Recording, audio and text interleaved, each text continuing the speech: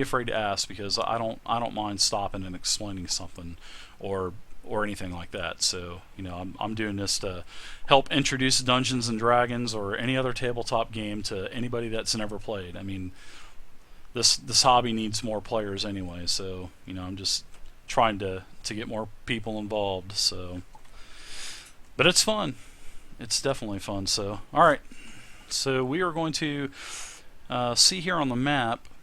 You have Cave A. That's pretty much been wiped out and cleared out. So there were a bunch of goblins in that cave. So that's all cleared out.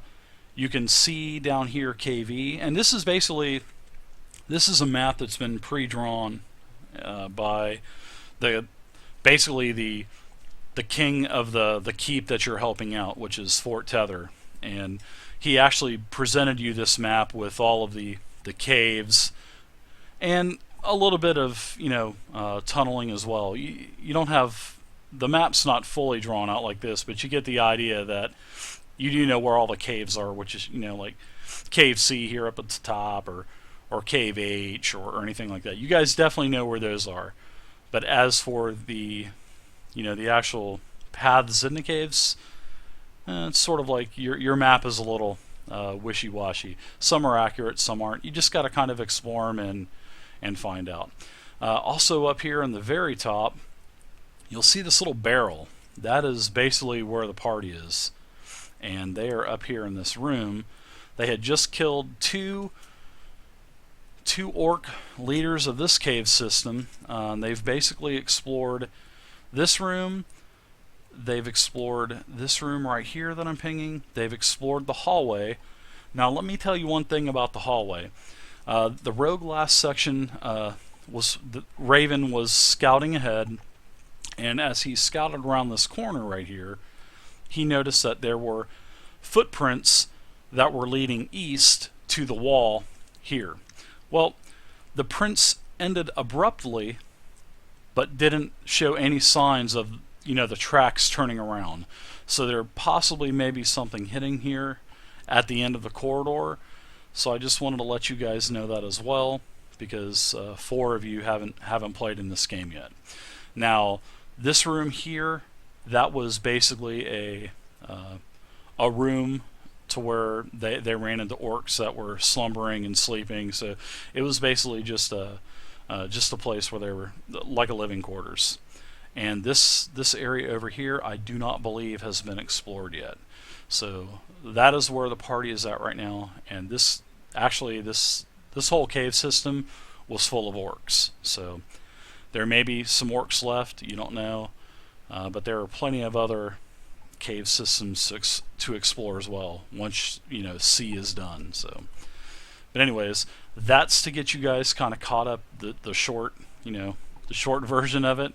And also, yeah, down here E, the party actually snuck into this little cave here and saw that there was an ogre basically chomping on a bear. The ogre had caught a bear, and they actually saw an ogre slumbering eating a bear. But they only saw one ogre, so there could be more ogres or not. They didn't hang around to find out. They basically hauled ass, and then that's when they went up to Cave C. So you guys are in this room right here, which was the leader's quarters. There was an axe that was found at the end of last session, so we need to find a home for that axe as well. So it was an axe +1, which is a magical axe. Is it two-handed or a one-handed? It is a one-handed axe. It's sort of like a hatchet. So can I use any weapon or just like a specific weapon? The cleric can use, actually in D&D Next, the cleric can use any simple weapon. So the clerics in other editions have been limited purely to blunt weapons, but not in D&D Next.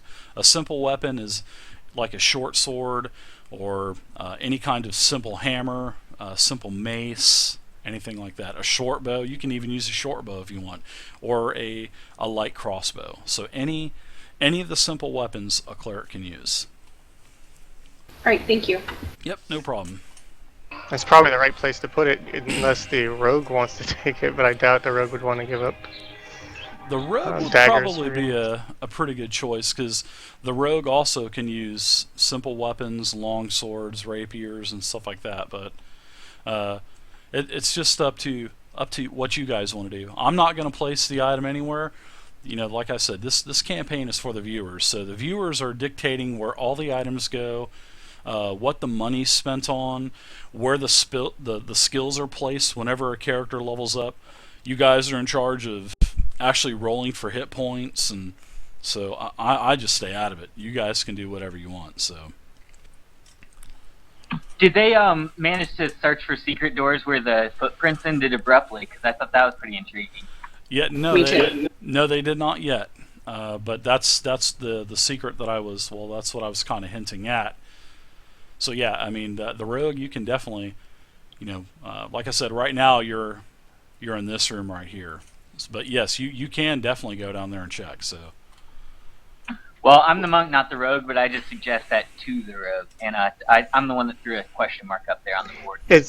Gotcha. On that same note, is there any way that I can possibly, on our way down there, use my tracking skills to... I mean, obviously he made tracks, and that's what I would pick up, right? The tracks are going in that direction. But can I, like, locate more directly the place that he entered into the wall or wherever that he might have entered? Yeah, you can detect as a rogue. You can detect all kinds of stuff like that. You can No, detect as a ranger or as a... I'm Legolas. Sure, anybody. You're Legolas. I'm Legolas, and I'm an elf.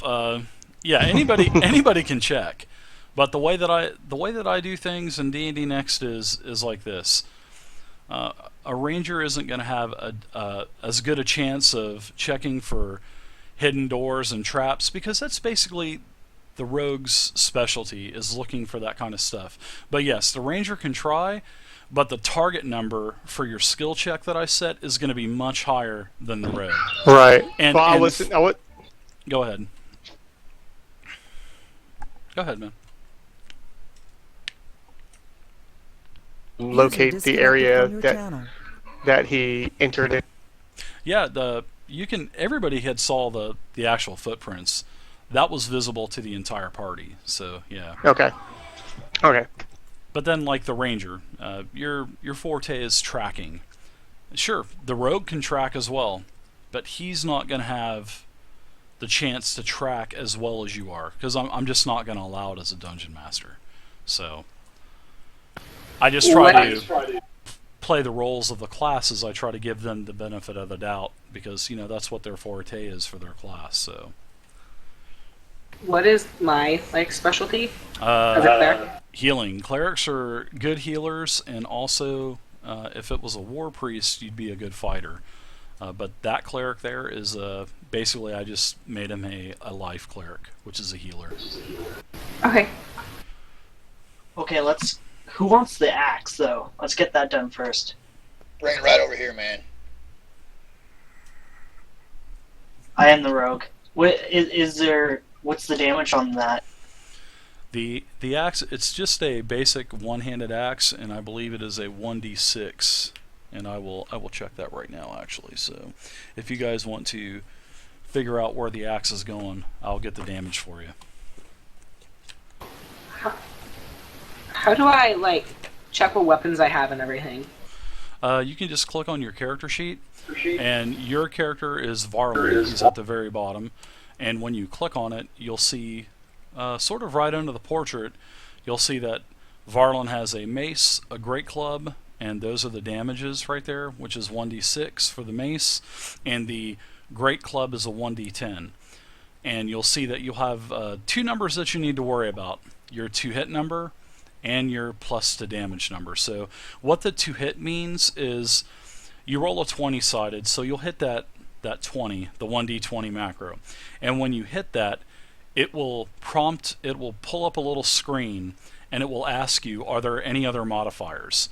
Now, whenever you do that, seeing that if you're using your mace, you will just put a 3 in that box. So you don't actually have to type +3, you can just put 3. And then whenever you hit OK, it will actually it'll finish the formula and put the number down there for you. So if you want to try it, go for it.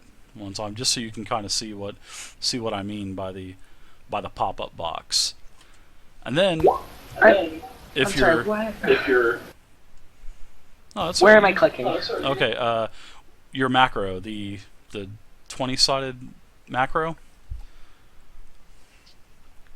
Did you put your macros down at the bottom of the screen? Yeah, I have them down. Okay, you're going to want to click on the one that says 1d20. And when you click on the 1d20, it will pop up a little box. And then you just put the number 3 or whatever other modifier in there. And then you hit OK. There you go. Perfect. Now, see, and that would be a hit in most cases. So then you're going to want to roll damage. So if you're using a mace to figure out your damage, you would hit the 1d6 macro. And so you can go ahead and hit the 1d6 macro, and then once again it'll ask you, do you have any other modifiers? And for damage, your mace is +2. So you'll just put 2 in there, and then hit OK, and voila, there's your damage. Okay, thank you. No problem. So I've tried to make it as easy as I can for a new player without them having to figure out, oh man, what do I got to roll? What do I got to do? And then it's just something that scares away players when they start seeing all these numbers and all these different dice and stuff. So, but yeah, it's no sweat. It's a piece of cake. You do it a couple times, and then you'll be like, man, this is really easy. So, all right. So, you guys got any other questions? I mean, feel free to ask. This is the time to ask. Hey, what's up, Cypher? What's up? Yeah, Hank? how many? My monk has something he can spend key points on, but how many key points do I have? You can see that on your character sheet, and just scroll down a little bit where it says you're level 2, and I believe you have 2 key points that you can spend Per day? per day. Yes, or if you have a long rest, you can get your key points back, and then you can use them again. Okay. So, yep, and and as the monk levels, you'll see that your base damage for unarmed combat goes up. So level 5, when the monk reaches level 5, he'll do a 1d8 damage instead of 1d6, and then he has 3 points. And then when he gets to level 10, he'll have a 1d8 and 5 key points. So it's kind of cool. I really like how they made the monk in D&D Next. It's really cool actually. So, because you see progression in the character, so which is really nice. All right, so you guys, and also everything here in the map, this big brown area, this is basically just representing the room that you guys are in. So this isn't at all or by means at all accurate to the room you're in. I'm just doing this so you guys get the general idea of where you would be at compared to the monsters in the room or whatever. So, all right. So you guys are in this room. You've got 2 dead orcs. You've looted the 2 dead orcs. You've got the axe. The axe was identified last time as a hand axe +1. So I didn't hear actually who was going to take the axe. And it is one-handed, 1d6. Well, I did roll a 22 on the actual inspection of the weapon. So you want to use a one-handed axe then as the barb? Probably. I mean, I got 2 already, plus a big battle axe, so anybody else wants to use it, go for it. I would say if that was a 2-hander, that would probably be a better option for you, because you're basically crushing stuff with a 2-hander. But I don't know. It's like I said. It's up to you guys. I would think the rogue would probably be the best choice because he's a damage doer. But if a dagger drops later on, or a sword or something, I mean, you guys can always switch items around. I don't care what you guys do. It don't matter. As the rogue, can I dual hand it? Yeah, you can dual wield and stuff in D&D Next, but for right now, we're just doing like single attacks.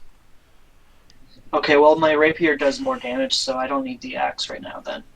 Okay. Well, you can give it to the barbarian. The barbarian will take it. For sure. Yeah, I'll hang on to that. All right, so you can just go ahead and put down on the character sheet. You can just kind of modify it the way you want to, and just put axe +1, and in the column just make sure it's got 1 more to hit and 1 more to damage, because that's what the axe actually does. So, all right, so you guys are in here. You've looted. I think there was quite a bit of silver and gold that was added to the character sheets last session as well. So what do you guys want to do? Do you want to check out those footprints, or do you want to go back to the main 3-way and check the massive room to the east? It's up to you guys. I want to go check out the footprints. Yeah, I'll go over there I do and too. see what I can see. All right. All right, like I said, I'll move the barrel for you guys. So you guys all kind of work your way up over here. You see that, like I had said before, you see how the tracks actually abruptly end against the wall.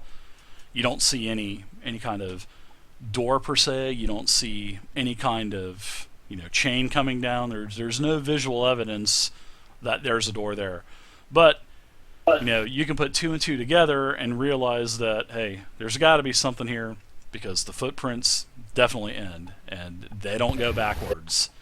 So this would definitely be a perfect place for the rogue to do his thing. Yeah, Actually, I'll search for like a hidden door. all right, cool. Now, what you're going to do when you search for a hidden door, that's basically going to be an intelligence check. And seeing that everybody can actually make an intelligence saving throw or an intelligence check. It's basically the same roll. So if you guys all want to do it, I have a target number set in my mind to see if you guys see anything, if you don't see anything, but the rogue definitely has a bonus because that is what he's looking for. Oh, nice burp. Oh, hey, Hake, did you ever get that code working? I didn't get an email back from you, so I guess you got it working. Okay, wait, how do I do an intelligence check? You just hit the intelligence saving throw button, saving throw or check. Just hit that button, and it'll take care of your modifier and everything for you. Where's that at? The macros at the very bottom, from your character sheet. Oh, thank you. Yep, no problem.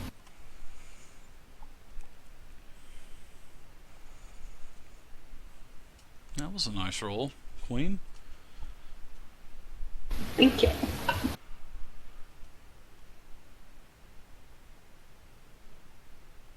So we'll just wait for Raven to do his roll. I did. It was a 4 at the top. Ah, okay. So, gotcha. Alright, so basically, you turned to the party and said, I don't see shit here.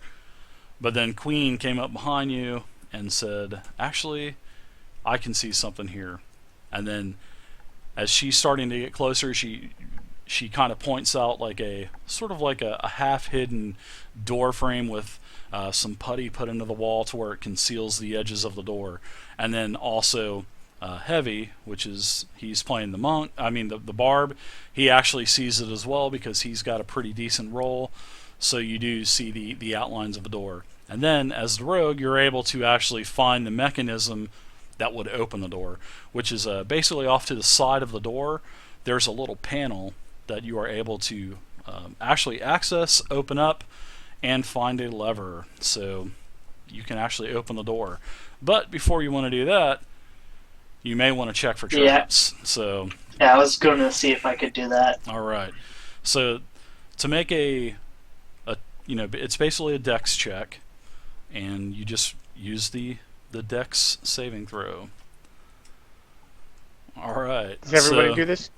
No, just he does. So, but yes, you had a bad roll there, but seeing that Oops. you have a bad roll, you definitely didn't hit the target number. But the way I do things is you can't determine if there's a trap or not on this door. So that's how you feel about your roll. You really can't tell if there's a trap or if there's not one. So you can pretty much open the door now.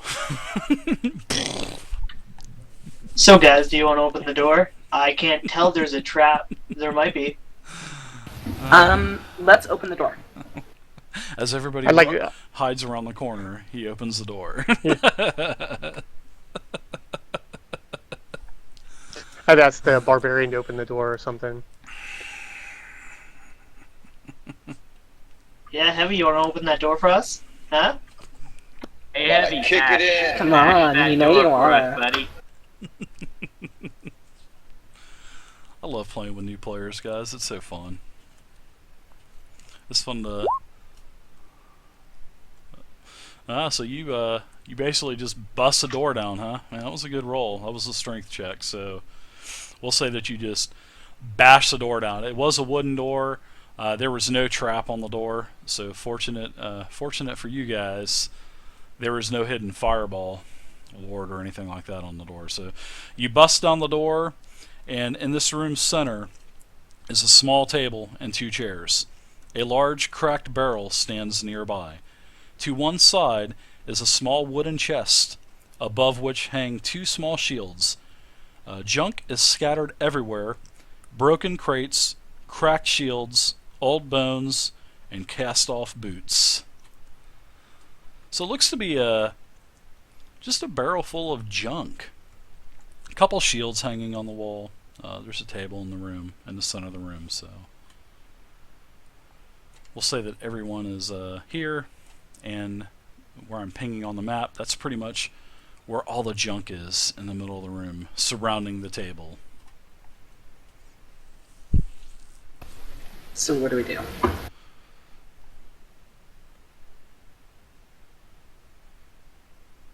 I'll stand guard in case anybody heard us. You guys go in and check out the stuff.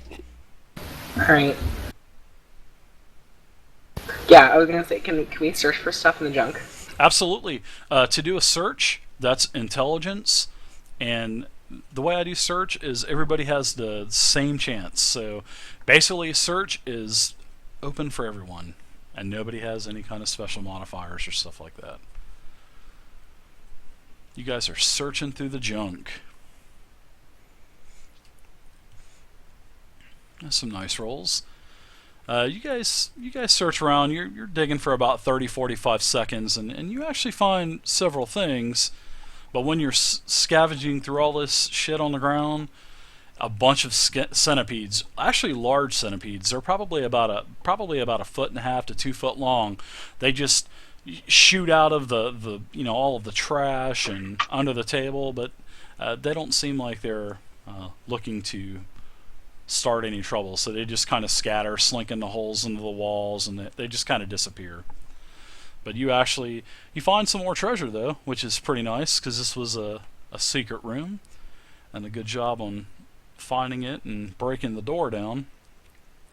But there are several gems, which the way that I'm doing loot in this game is I'm just basically going to kind of just give you a monetary, a number, and then you guys can just add that to your character sheet. So basically everybody gets 3 gold, because there were a couple gems that were worth a couple gold, quite a bit of gold. So we're going to just divide that up, and everybody gets 3 gold. So to do that, all you do is click on your character sheet, and you can hit the edit button in the top right hand corner. And when you hit the edit button, just scroll all the way down to the very bottom, and that's your currency. And you can just add 3 more gold, and that's all you have to do.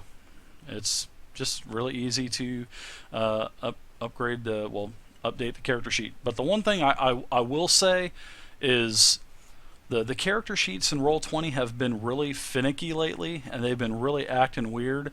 So try not to hit the backspace a bunch of times on, say, how you hit the backspace and it just keeps running into to the table wall, because sometimes it's making the entire character sheet crash, and then it just gets rid of all the columns and tables, and you just have a big glob of text. So kind of be careful with those character sheets, y'all. But I just figure I'd let you know that. So yep, you guys got 3 gold apiece, and then there's some other junk. There's you found like a little mini chest which had several gems in a little leather pouch. So then there's a couple. Wait. So there's a little chest. Well, yeah, Oh, you found the actual gems in the little chest. It's just a little small, looks like a little small mini chest. It's just a little lockbox. Can I take it with me? Sure, you can take it with you. I want to take it with me. Okay, yeah, sure. Just put it on the character sheet under the equipment. And then there's basically it's just a bunch of orc quality weapons, just a couple horrible quivers of arrows and a real bad half-broken short bow, and a couple long swords that really don't even look like they have an edge to them. Basically, the swords look like sharks have taken bites of steel out of it, so they're just horrible quality. Nothing of any value. I'm sorry, where do I put the lockbox under? You can just put it under equipment, scroll down, and it should be right above the money, towards the very, very bottom of the character sheet. Hey, what's up, Zartane? Good to see you. Where are we on the map again? Can you ping it, please? Yep, you guys are now officially... you're in this area right here. Just a small room that isn't actually physically represented on the map. Visually represented on the map, so... But yes, there was a small hidden room here, so you guys are basically about right there.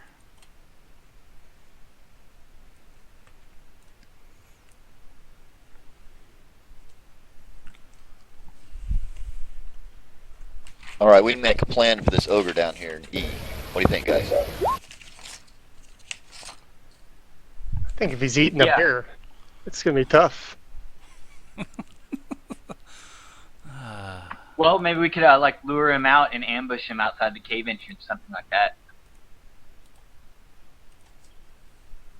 Set the rogue up to where he's on the side of the wall or something, so he can get some initiative on him or something. Yeah, like something where we could surround him and get strategic advantage.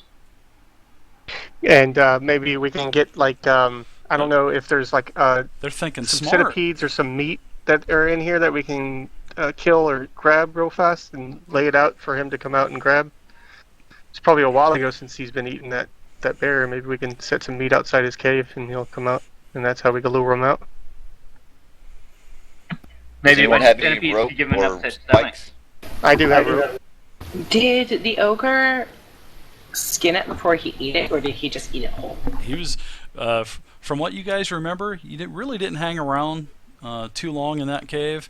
But basically what it was the ogre was down, kind of squat down like a catcher in baseball, and just his face was buried into what looked to be a large bear corpse. And the bear was obviously dead, but he was just mowing away on a bear. Ooh, this is good bear. I have Back to the sea. Can we see if it's day or night? It's getting to be dusk, so you guys have been here basically the entire day, and you've actually been able to clear 2 caves out in almost just a day. So the sun is starting to set, and you do know that the scouts have told you that at night this place is much more active. So you might want to kind of get into either a cave or do something else, because you guys are kind of right out in the open. If you guys are traveling from C to A, well, from C down to E, you guys are going to definitely expose yourself. Can we set up camp then in that secret room we were in? You guys want to do that? That's a defensible location. Yeah. Right. Well, you guys got to remember as well, you still have this room here that you haven't even explored yet. So, but like I was saying, that was pretty much the only thing that hasn't been explored yet in Cave C. So, Well, I think we should search the secret room for secret doors so that we know that someone from that south room isn't going to come up through a different secret door. I'll say you search while everybody else is searching through all of the rubble on the ground and the 2 shields that are on the wall, and you find nothing. You're rather